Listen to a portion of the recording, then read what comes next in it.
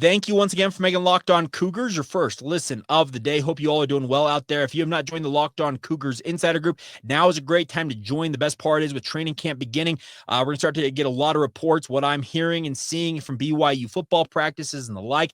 They go to our Locked On Cougars Insider Group members first, and you get them via text message. Come right to your phone, and you can interact with the show as well. And the best part about it, it's just $5 a month to be a part of the Insiders Group, and you get a 14-day free trial before you charge a single penny. So 2 full weeks if you want to get started today. By the time training camp rolls around, you will be engrossed with what we're doing with Locked On Cougars and our Insider Group. So join us today.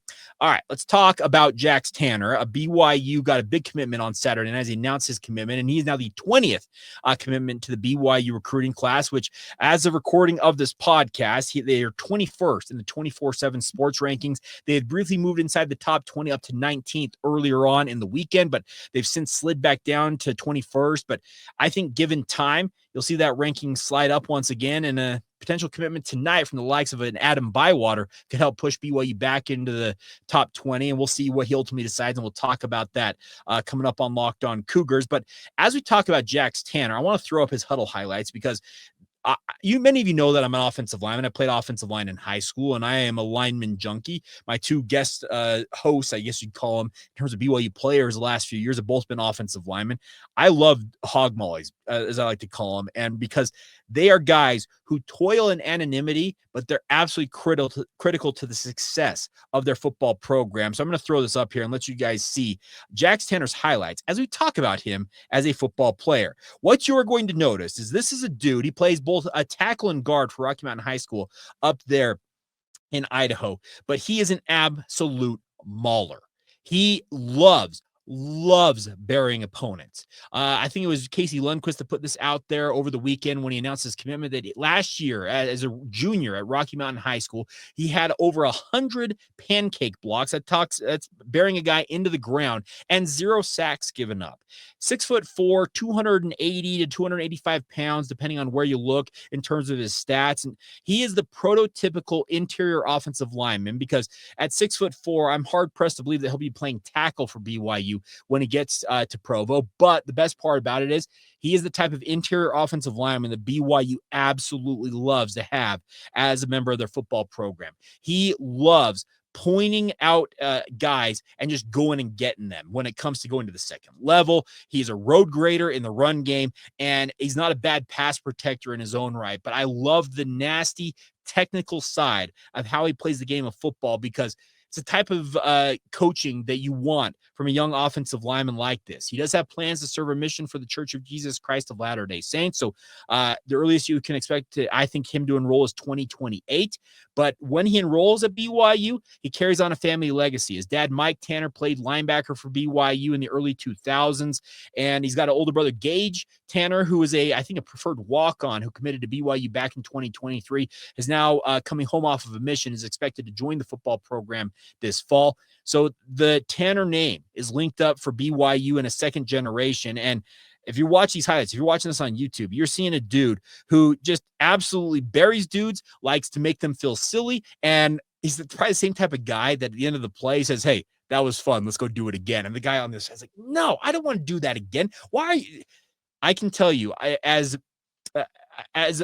unaccomplished as an offensive lineman as I was, even at the high school level, when you have a chance to bury a dude on the football field, there is no better feeling than just single-handedly dominating a guy against their will because they're trying to beat you in their own right, and you just kind of give them a wink and say, let's go do that all over again. It is an absolutely electric feeling, and I know the guy like Jax Tanner, he brings that to the field every single time he suits up, whether it's the high school level and soon enough for the BYU football program. I see him probably eventually being a standout offensive guard for BYU, but I cannot discount potentially him being a center.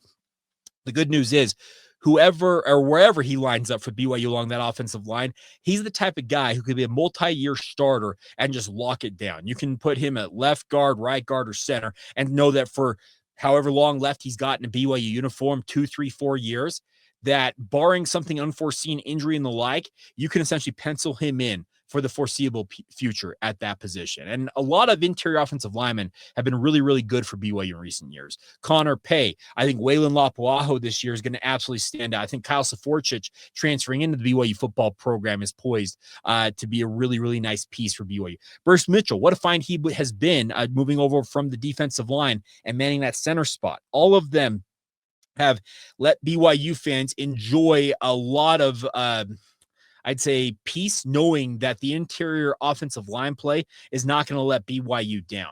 Former BYU offensive coordinator Jeff Grimes said, and he still says it to this day, even though he's at Wisconsin now, is that the offensive line needs to be the tip of the spear. An offensive lineman like Jax Tanner, yeah, they're the reason why the tip of the spear analogy works, because they just absolutely make everything else work. And I love the way he goes about playing the game of football.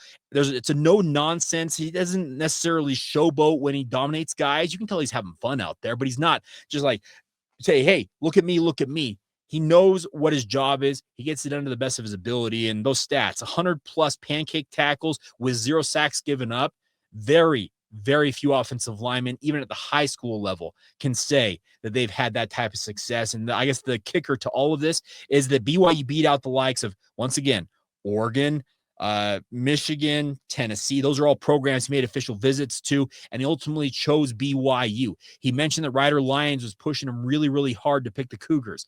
5-star quarterbacks want big, burly offensive linemen to protect them, and that's exactly what Jax Tanner is figuring to do for a guy like Ryder Lyons down the line. And I love the fact that he also had attention and recruiting from the likes of Penn State, USC, Auburn, Washington, Wisconsin, North Carolina, Nebraska. Essentially, name the who's who of college football, and BYU beat them out for yet another high-level prospect. He's either a high 3-star prospect. I know 24/7 Sports has him as a 3-star. I know the Rivals has him as a 4-star prospect. And I think given time, he probably moves up into consensus 4-star territory by the end of the season. He is that good of a prospect, and BYU is really, really fortunate to have him as a part of this 2026 recruiting cycle. And I can envision, come say 28, 29, 30, those years for BYU football, there's going to be a guy wearing that number for BYU. 52 is what he wears in high school, that you're going to see a guy like Jax Tanner emerge and just be an absolute force for the BYU football program. And I'm excited to see that day come, because they've been really, really lucky to have some standout offensive linemen in recent years.